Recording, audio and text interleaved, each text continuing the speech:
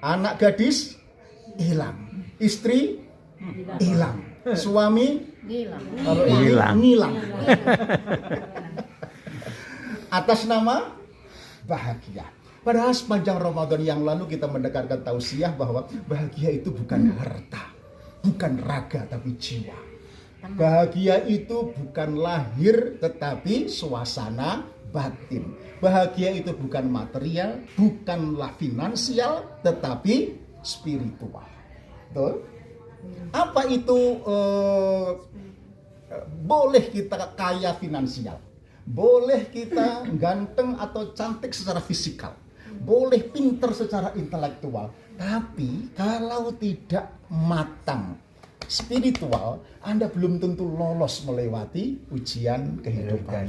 Betul? Contoh, Nyun Sewu, para pejabat yang ketangkep KPK karena korupsi, itu orangnya pinter atau pinter sekali? Pinter pol. Orangnya kaya apa kaya pol? Kaya pol. Mengapa kok masih korupsi? Kurang apa? Kurang ajar. Betul. Kurang ajar gitu. Atau kurang matang spiritual.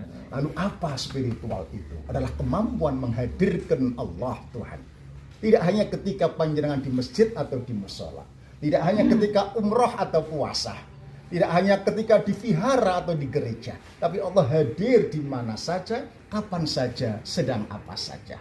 Ayatnya persis di bawah perintah Ramadan. Idza sa'alaka 'ibadi 'anni fa inni qarib. Apabila hambaku bertanya tentang aku, katakan Muhammad, aku hadir pun dekat. Apa efeknya? Implikasi orang yang merasakan kehadiran Allah itu menjadi pribadi yang pede, ya, menghadapi tantangan, kesulitan, ujian zaman ini. Pedenya bukan sombong, aku kok mboten. Pedenya karena merasakan ada Allah yang maha sempurna dengan Asmaul Husna. Bapak Ibu, hari ini orang punya backingan orang pusat ke Melindi, PD-nya enggak karu-karuan. Mobil temperi, dekengane pusat. Yang lain dekengane orang dalam gitu ya. Kita ini dekengane Tuhan. Allah yang maha sempurna dengan Asmaul Husna. Kok gak pede? Ada yang salah, ada something wrong dalam tauhid akidah kita. Ini bukan dogma, bukan doktrin. Disertasi PhD David Hawkins dari Amerika yang diterjemahkan dalam buku berjudul The Power versus Force, cara bagusnya. Oke? Mengatakan bahwa orang yang dekat dengan Allah itu mempunyai energi yang powerful. Ya, angkanya 10 pangkat 800 sampai 1000. Ya, yang jauh dari Allah hanya 10 pangkat 50. Masih ingat kurvanya pangkat matematika SMA? Nah, Gurune sapa? Gurune sapa? Gurune lali. Eksponensial atau logaritmis. aku IPS ya lali no. Kita ini biar gak, kalau kita biar gak iso, saya lali. Lali. Pak Sugeng. Sing apa ya meng loro pangkat 3. Artinya naiknya bukan pelan-pelan, tapi naiknya melenting. Masih ingat ya, itu kurva pangkat.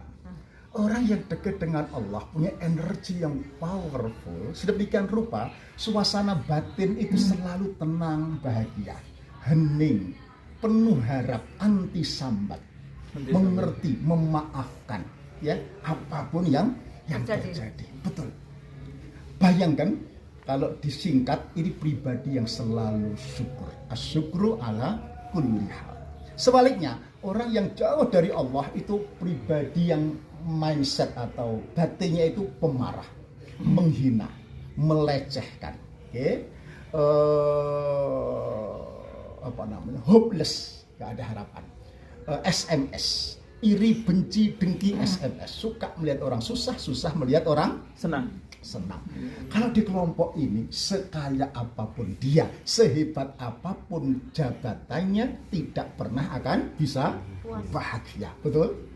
Karena memang hati yang iri, dengki, benci, sakit. Ini namanya pribadi yang kufur. Ditegaskan oleh orang paling kaya di dunia, namanya Warren Buffett.